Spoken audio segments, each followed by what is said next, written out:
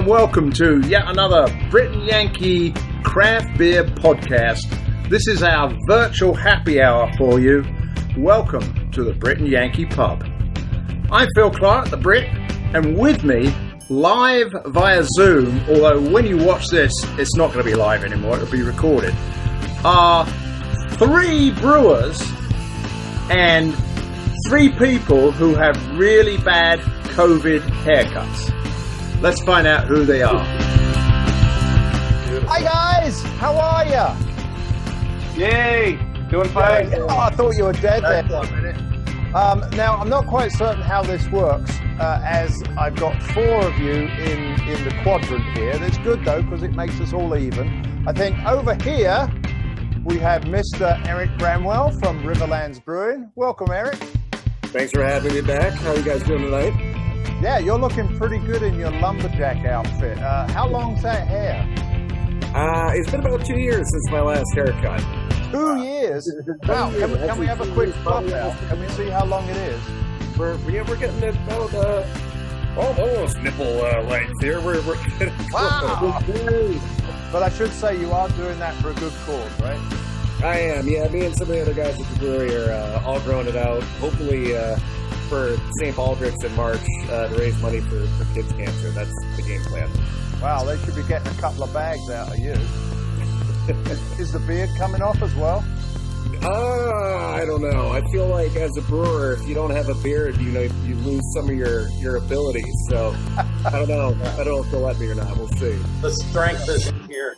That's right. Yeah. So below me is Ken McMullen. Hi, Ken, and you're my host.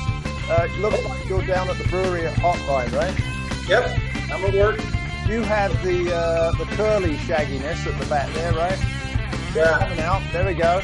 About 11 months on mine. It'll be 11 months on election night. I actually need the night of this one. Wow, 11 months. That's pretty good. Yeah. And yeah, you're right. That beard, if you let that grow out anymore, see, I shaved off mine because it goes all white. And if you let yours grow, you'll be just right for Christmas, Father. And then kitty corner to you, I guess below and over, is Mr. Chuck Ford, my sometimes co-host from Church Street Brewing. Hello, Chuck. How the hell are you? Hello. Excellent, good man. Now, I didn't mention fine.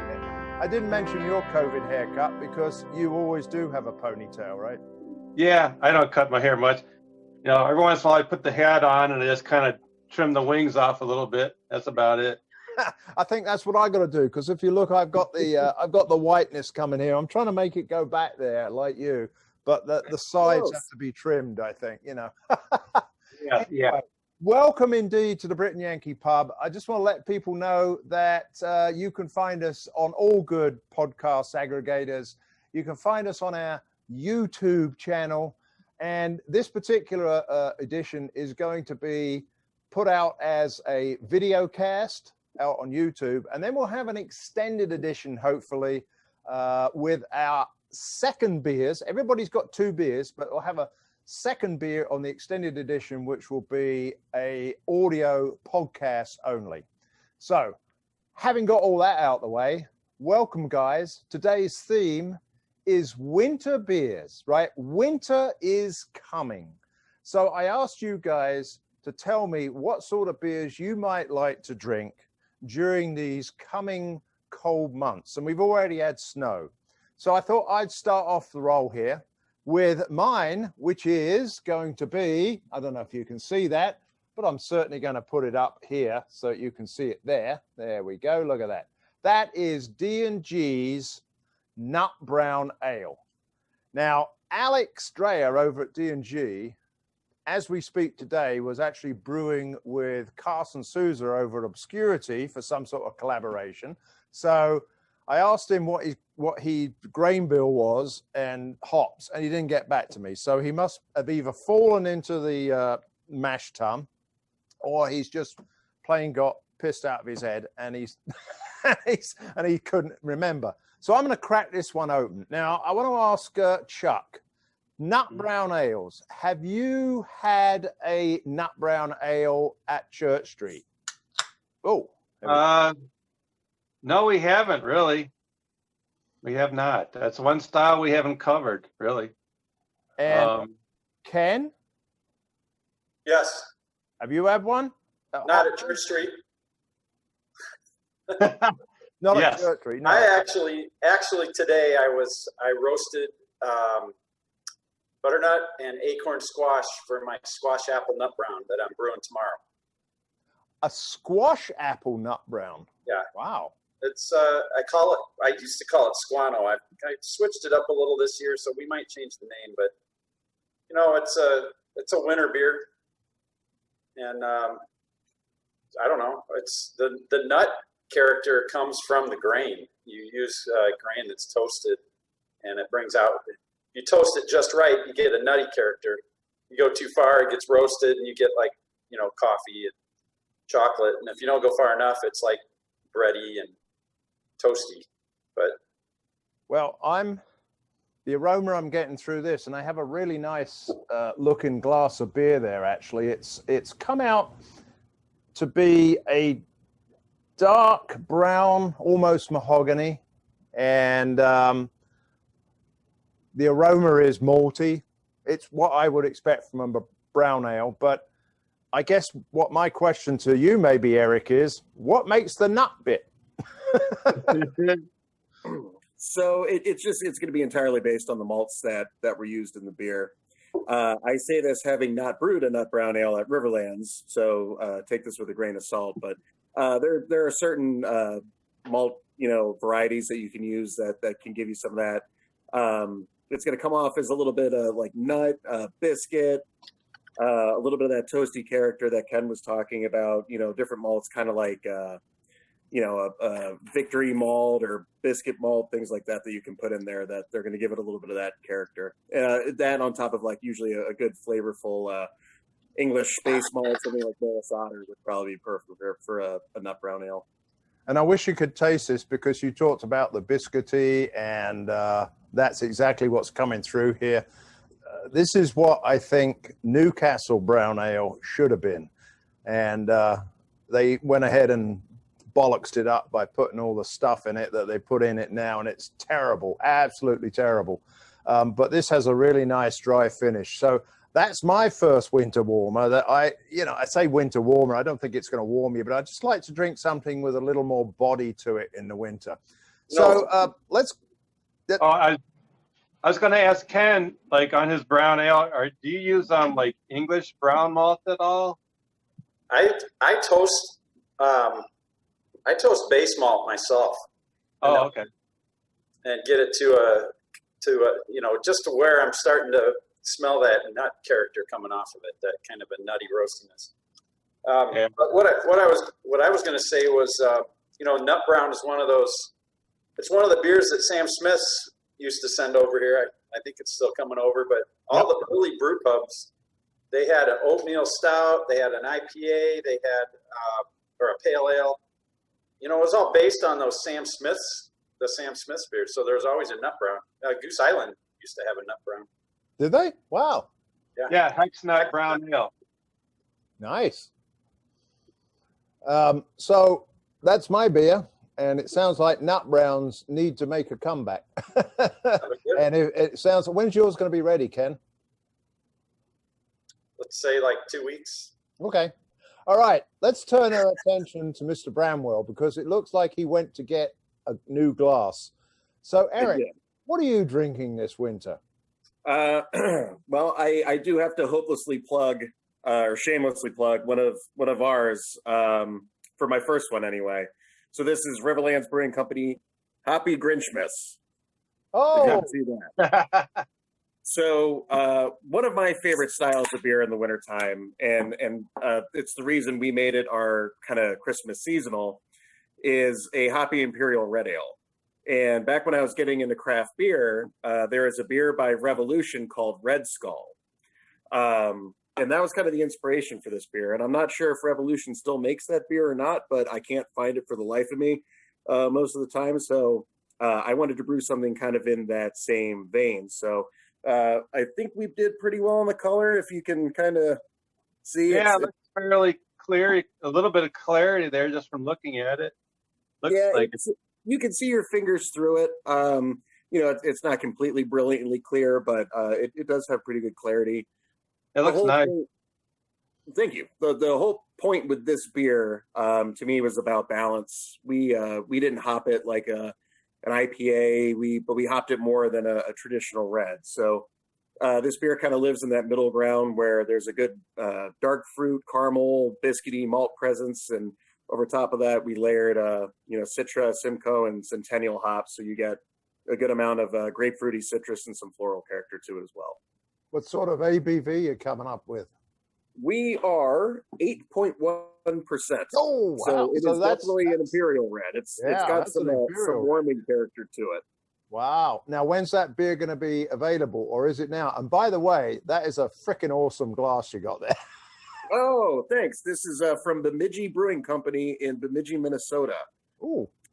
It's one of our favorite destinations at my wife's family's lake cabin up there. Oh. So we actually canned this beer today.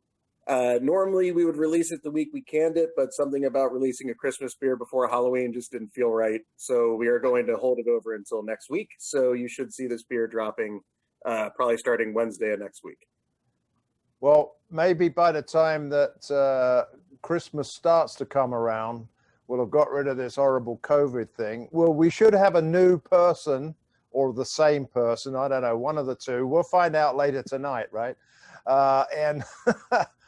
So your beer is going to be distributed and you can come and get it at the brewery, all the usual routes. So distributed is kind of up in the air. You can definitely get it at the brewery, but this beer is actually part of a couple different advent calendars. So if you're familiar with the guys at Lodi, I guess I probably shouldn't say that because I think it's supposed to be a surprise, but we're in a couple different advent calendars around the Chicagoland area with this beer. So I don't know how much you'll actually see, distribution, but if you want a surefire way of getting it, come to the brewery and pick up a 4-pack.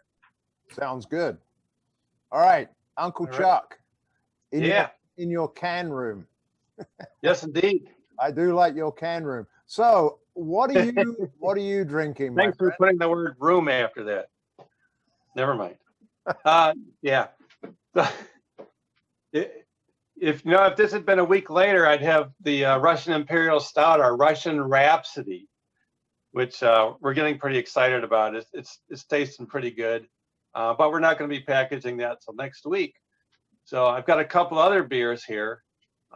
This is one of ours, our Holy Moly, which is our barrel-aged milk stout.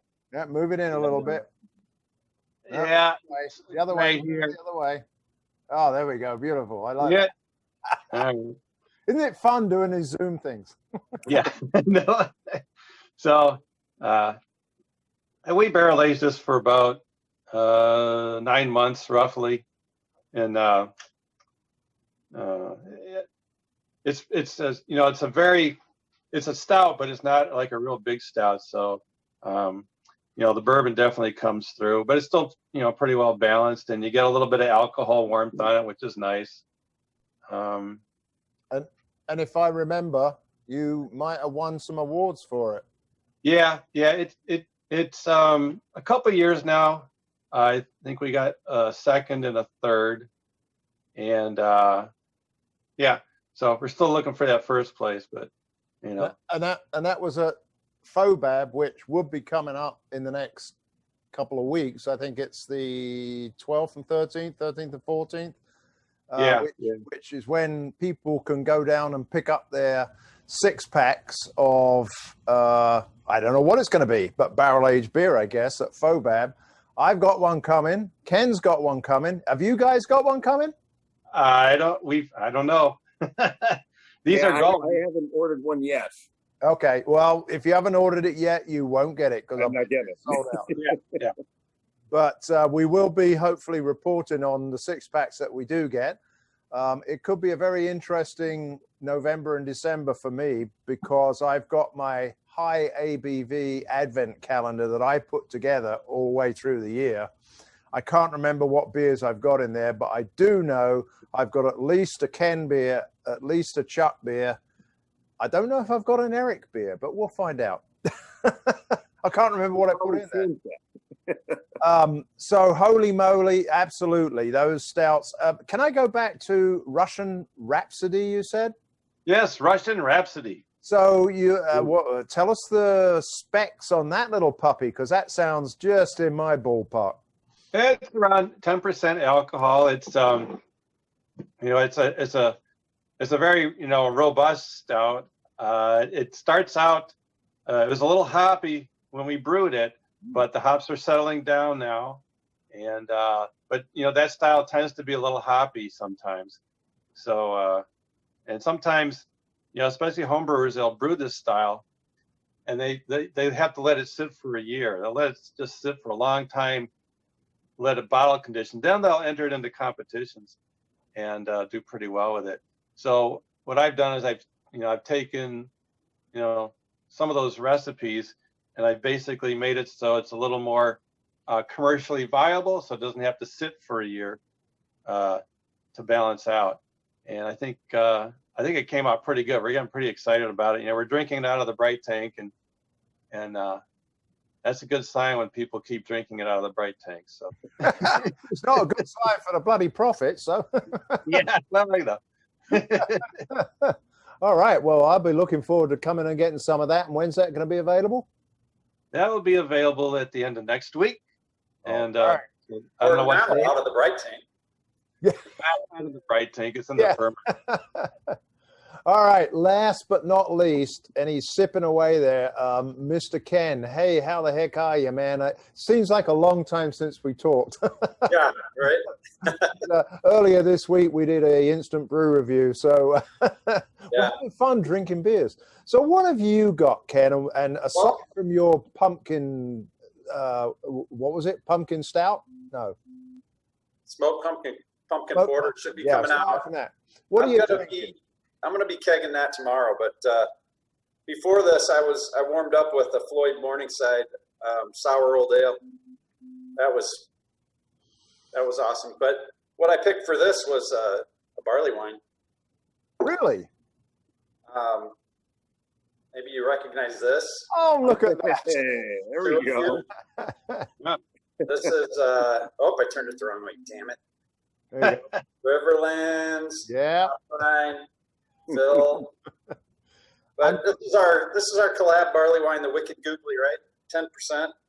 You know what's funny is I drank this about, I don't know, I keep trying to drink it. Like 2 months ago, it was too thick, too sweet for me. Mm-hmm. Now it's like perfect because it's cold out. Right. Oh yeah. Oh yeah. But, cool. Perfect barley wine, that's for sure. Plus, when they get older, the sweetness will settle down a little bit usually. Yeah, it's malty. It's delicious, man. Yeah, barley wines are something that I like to have occasionally. And of course, every year we have our barley wine show, and this year will be no exception, other than the fact that I don't know who I'm going to do it with. So hopefully COVID's gone by the time I get around to do it, and I can have you guys in to taste some good barley wines. Speaking of barley wines, should get this one on the show. This is my other beer. This is the Caritas barley wine that I brewed for Caritas Brewing. Oh man, can we get a bottle of that for the barley wine show?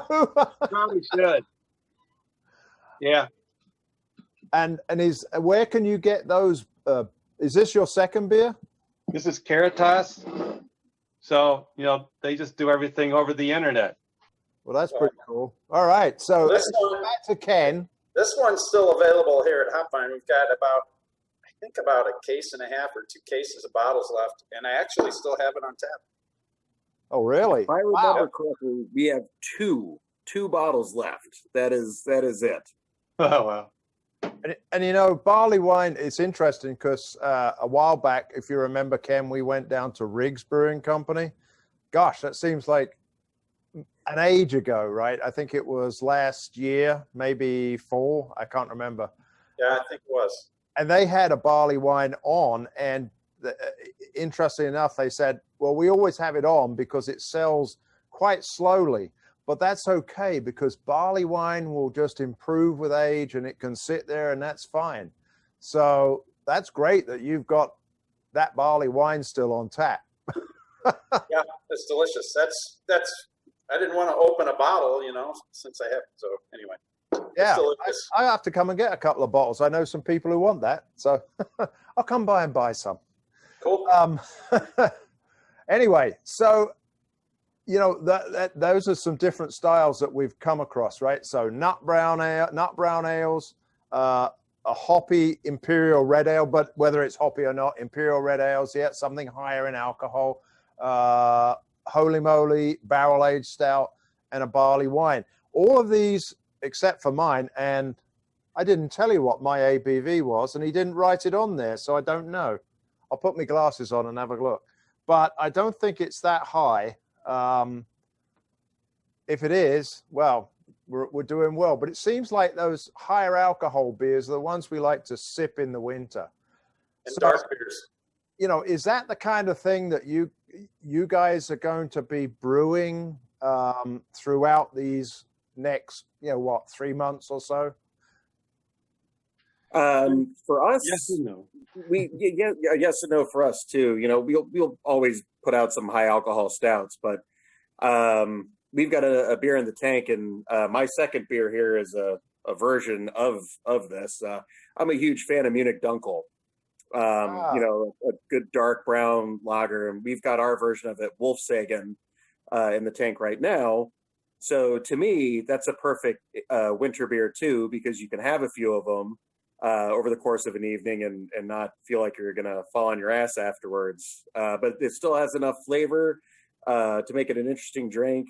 Plenty of malty, chocolatey kind of notes to it, but still nice and sessionable too. I agree. And are you guys below me? Are you guys going to be brewing those types of beers, or are you just still going to put out, your standard beers? Phil, I'll tell you the truth. We sell just about 100% of our beer in-house because we're a brew pub. And with all the shutdowns and the COVID, people not going out during this COVID thing, it's been a bitch. I mean, I've been brewing small batches to keep things moving on the taps. And,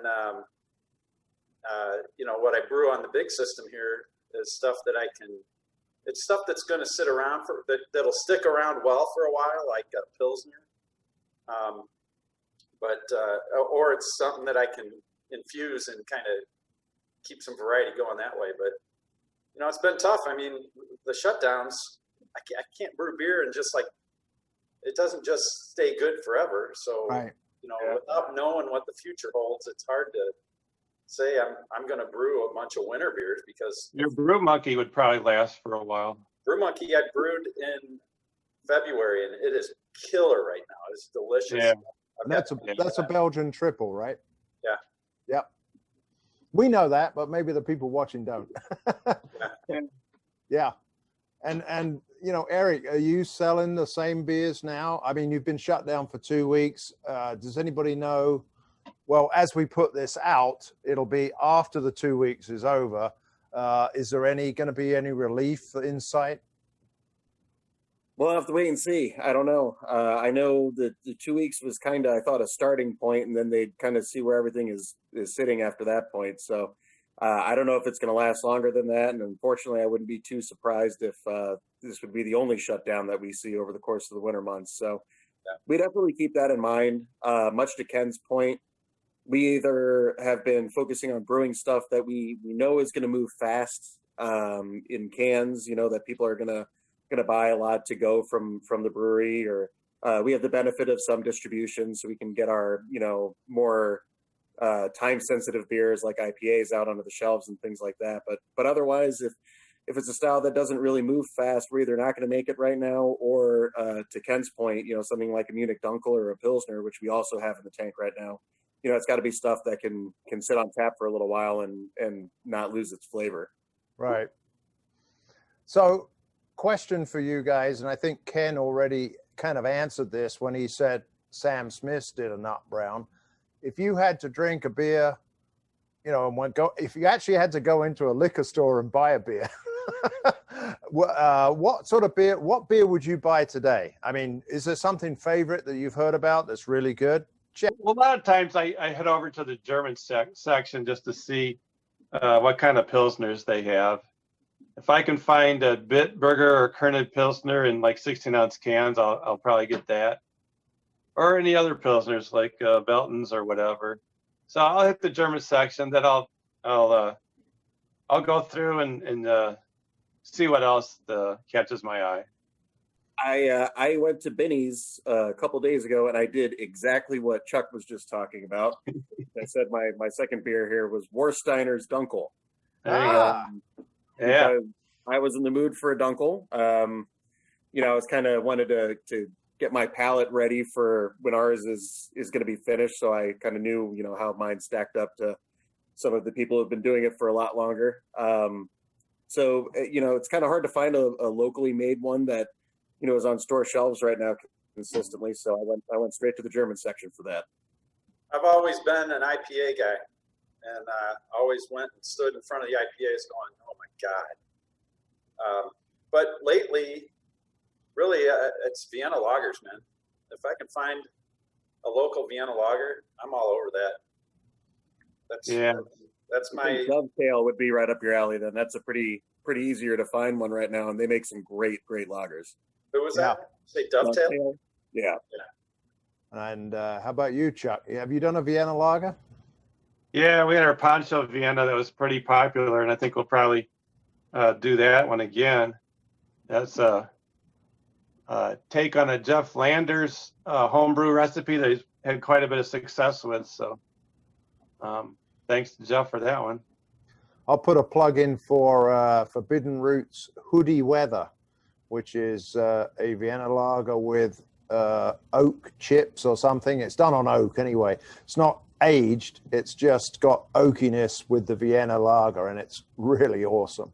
So that's still available. All right. Well, listen, guys. I was going to cut off the video, but I got a feeling people want to see what your second beers are. Plus, Mr. Ken got something sent to him that I want to talk about with you guys. So I'm just going to carry on doing the video here. Ken, before we take a break, could you lift up what you had sent to you that we want to talk about? Well, this is about half of it. Oh, look at that. Nice packages. These are malt samples. So let's take a quick break. Yeah, let's take a quick break, and then we'll come back and find out how the hell do you use a sample that small and know it's going to create a good beer. We'll be back in a second, folks.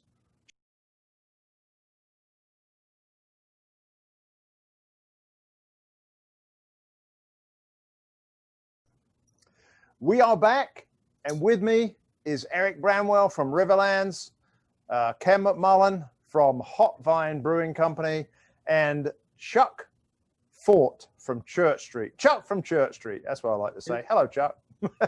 Hello. So, guys, we're on to our second winter beers, and I'm going to start the ball rolling here because I've got one of my favorites. Now, porter is one of my favorite styles, but smoked porter just edges it out. And I have here the Alaska Brewing Company smoked porter. And this is a 2018 version. Now, 2019 came and went. I drunk those. I found this one. I said, great, I'm going to have it. Haven't seen the 2020 ones yet. But smoked porter, this is a gold medal winner from Alaska Brewing Company.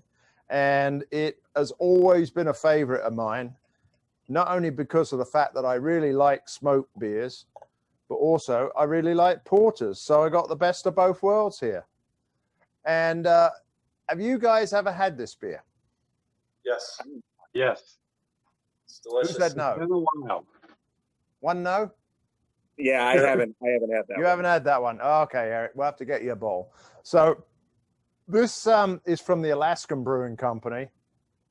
And it says on the bottom here, brewed in the last frontier. And Eric, you would definitely fit in there right now in your outfit. But I love the way that this pours out because it's like brilliantly dark.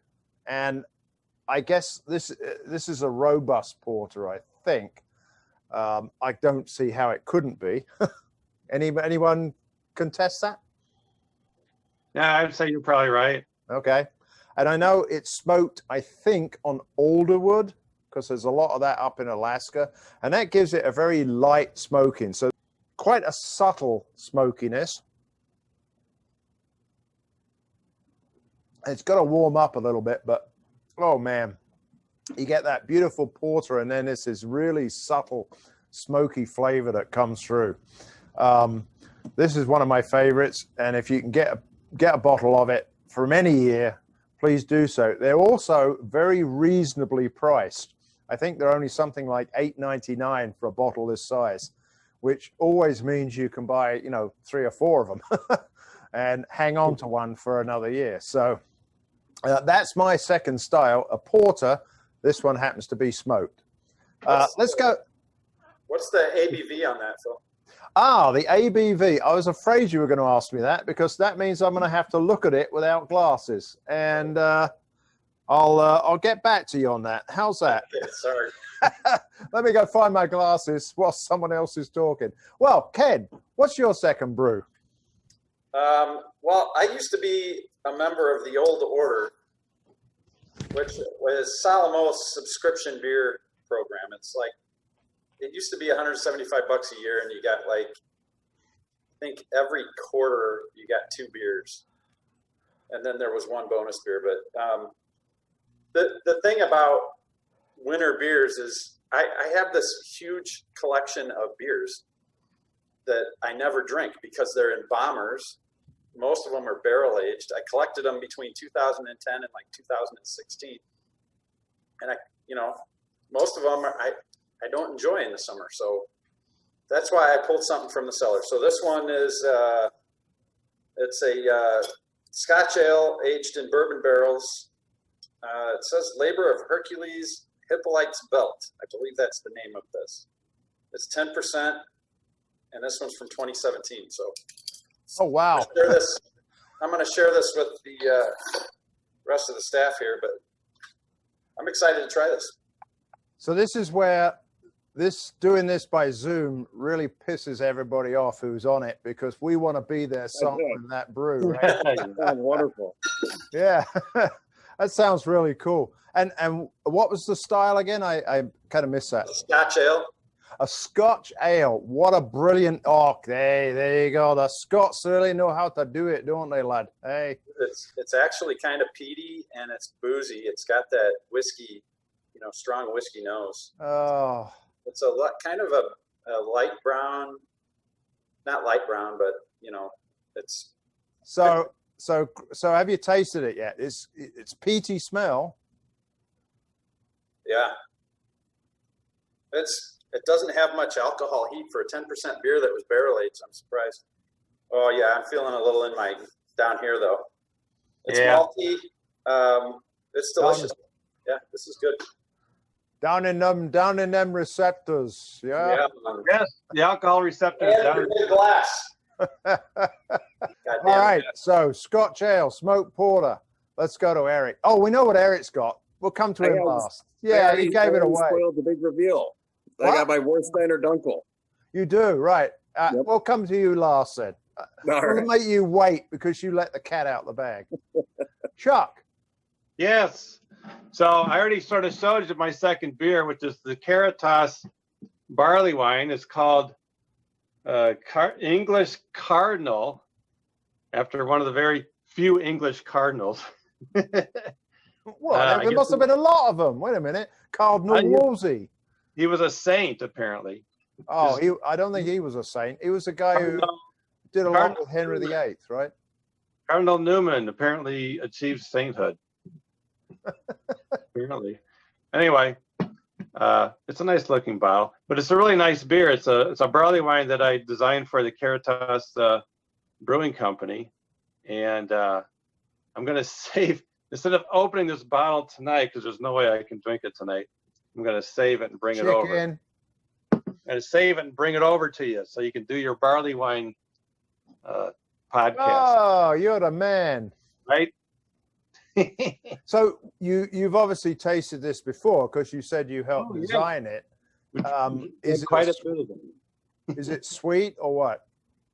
Well, It is sweet, but it's got there is just enough hop balance to balance out the sweetness, and so yeah, it's getting smoother. It's about it's around the 10% mark there, so it's got pretty good little bit of alcohol warmth with it, sort of a toffee caramelly sort of a sweetness that goes along with it, but it's not overbearingly sweet.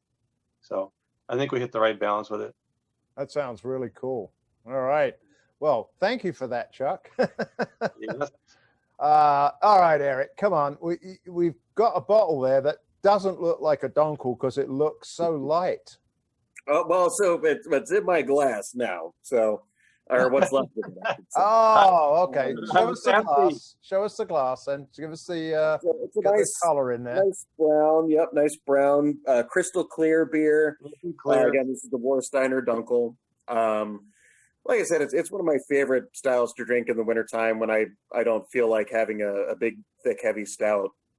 I mean, to me, the style is liquid bread crust. It's such a great toasty, malty character to it. It's a real Munich malt showcase with a little bit of a character malt that gives it just a little bit of a chocolate flavor kind of in the background there. But they're still light bodied. They're still really, really drinkable.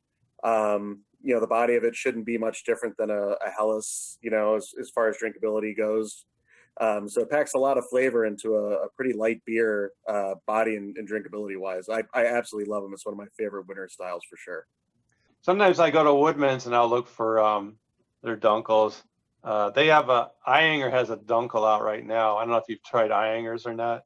Oh yeah, they're one of my favorite German brewers. Everything they make is great. Right. So we've all got kind of darker beers. Nobody's gone for well, I guess, Eric, you've gone for a lager, really, haven't you, with a Munich, right? Yeah. That's a lager. Yeah, right? But Munich Dunkel's a lager. Yep. Yeah, we've all gone for the darker colors. Now, obviously what makes those beers darker is the malt. So let's go down to Ken, and Ken, just tell us what sort of samples you have, and then from there, I want to find out what all you guys do when you get these samples. How the hell do you take a small sample and know what type of a beer it's going to be? So make a really small batch of beer. Like a pint? I'm kidding. So most of what they sent are they carry Swain. I think, what's that one? Warminster. So it's a bunch of different types. In fact, we were talking about, it's funny, they actually have a brown malt and Gold Swain brown. But you look at the malt, you see how the color is. You crack it open, get a whiff of it, see what the aroma is, Like this is so there's one thing that the craft beer world has done to beer suppliers, like grain growers, maltsters, and hop growers. Hops have been the big thing that we've had unbelievable development of new hops. And that's thanks to customers paying so much for craft beer that craft brewers can pay a lot more for materials. And so those material suppliers can spend more on R&D and develop these great new things. Well, it's finally reaching the maltsters and the grain growers. So this thing, look at this. The salty caramel? Oh, sting. What is salty caramel? In green. I'm trying to figure out if there's actually salt in this or not. It smells like caramel. I mean, we use caramel malts all the time, and then you pour a little out and you crack it open maybe or taste it, and you just decide if it's something you want to experiment with and play with. Yeah, I mean, you don't really know. You can make a little beer tea with it if you want, but like kind of saying, you just eat it and just see what it tastes like, crunch it up a little bit, but you're not going to know for sure until you get a larger amount of it and see how it behaves in a mash tun. And, that's when what's a beer tea? Yeah, well, you just heat up a little bit in a glass, a little water, crunch it up, just see what it tastes like. You might get some more aromas that way if you heat it up. Oh wow! And so, do you guys get sent samples? I mean, Eric, you must get them the same as Ken, but When we first got going, we get, I would say, 90% of our ingredients from BSG, which is one of the big ingredient suppliers. So I got their ingredient catalog, and with that, they sent me a whole bunch of different malt samples as well. And it is useful in a sense that, you know, you're not going to really, like Chuck said, you're not really going to know 100% what a malt tastes like until you actually brew a beer with it. But it's interesting to me about the subtle differences that you can still pick out when you actually take a sample, smell it, and to me, especially taste it, especially something like Pilsner. You know, you can taste the difference between a German Pilsner malt and an American Pilsner malt, and you know, kind of get a very basic feel for how it might behave in the taste of a beer. So you can get a feel for how different some of those malts might be, even though they might both be Pilsner malts. So it's to me, it's always interesting to try those samples. Well, and for example, like honey malt, we've only been able to buy honey malt from Gamberness. Well, I just got this from Brees. Now, Brees is in Wisconsin, and they're making a honey malt. So I haven't opened this yet. I haven't tried it yet. But if it's a chance for me to buy almost local malt that has that honey character to it, I'm gonna do that. Here, and I'll show you this too. That's the other reason for doing stuff like this. Those are 6-gallon pilot batches, unless you play around and try stuff out. So if I like one of these and I call them up and say, hey, can you send me, like 10 pounds of it? They'll probably do it just to let me try it. And, if I like it, then I'll step it up to this. And so 10 pounds of malt will be enough for a pilot batch. Well, it depends. I mean, if like honey malt would be a specialty malt, and so for that, probably 1 or 2 pounds might be enough. Base malt is like 10, 12, 13 pounds for that batch. So you would add the specialty malts to the base malts. Right. Chuck, have you experimented? I know you have a pilot system, right? Yeah, I mean, we haven't really brewed much on it lately. For a long time, the pilot system was just my brewery here in the basement. So, yeah, it's like you got to use those specialty malts. They don't have a lot of them don't have any ability to convert starch into sugar. So you'll have to use base malts usually. So usually just get a sort of a generic base malt if you want to try to figure out what certain specialty grains taste like in a beer usually. So. Have any of you used Illinois malts? I haven't yet. So that would be very interesting to do. I'd love to do it at some point, but not at Riverlands.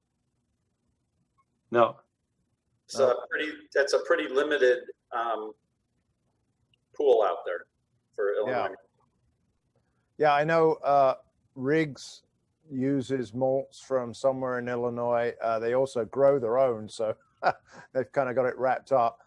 Tangled Roots has a farm somewhere in LaSalle County, which they have limited amounts of barley and hops come from. In fact, I reviewed their 41. Oh, I've got the bottle here, actually. Their 4188 Pale Ale, which I also know that Lincoln Slagle down in Emancipation Brewery, he uses some Illinois malts. And oh, hello, what's that? He's gone to something else. I brought my red back. Oh, right. Okay. I thought when it was there, it looked like a short glass. I thought you'd gone to the hard stuff. Third one in on you. Anyway, back to that. So Lincoln Slagle, he has some of the Illinois brews, and I swear there is a very subtle difference to Illinois hops and malt because I think of the soil. That's what Lincoln told me. It's all to do with the soil where it grows. So, if you want those subtle differences, maybe try some homegrown stuff. But as you say, it's probably difficult to get, right? Yeah, I mean, we just did a beer with some Illinois grown hops, which was interesting. Michigan copper hops, which we had never used before. But like you just said, Phil, it's all about the soil that the ingredients are grown in. I can't speak to malt since we haven't used it, but I know people who grow their own hops at home, Centennial and Cascade and things like that, are definitely going to taste different here than they would taste, from what's grown in the Pacific Northwest. Right. Well, Ken, I hope you find a very interesting malt. I'm intrigued to know whether you do anything with that salty caramel, because maybe you've got a built-in goza. I got to call them and see if they actually added salt to the malt. You can make a taffy apple beer. Malty and salty. Malty and salt. That's a great beer name, by the way. It's a really good beer name. I like that. Malty and salty. There we go. Make a note of that. Next collab, Sorry? Your next collab. My next collab. There we go. Yeah. I don't know when the hell that's going to be. Yeah. All right. Well, listen, guys, I really appreciate you taking time out here on election night, which it really isn't because we recorded it back. But hey, there you go. These guys are happy. There we go. And you know why I'm happy? Because we won't have to have any more of those bloody political postcards put in our mailbox anymore. How many trees have been killed for that? So Looking forward to getting on YouTube and not seeing a political commercial anymore. Yeah. Well, we hope this isn't political. I've still got some of my nut brown left. So because I've got 2 glasses, that means I can do a cheers with myself. Anybody else got 2 glasses? No. Pick them. Well, you must have another. Oh, there you go. You got a bottle. Oh, look, he's got. You got one, Ken? Oh, well, good man. All right.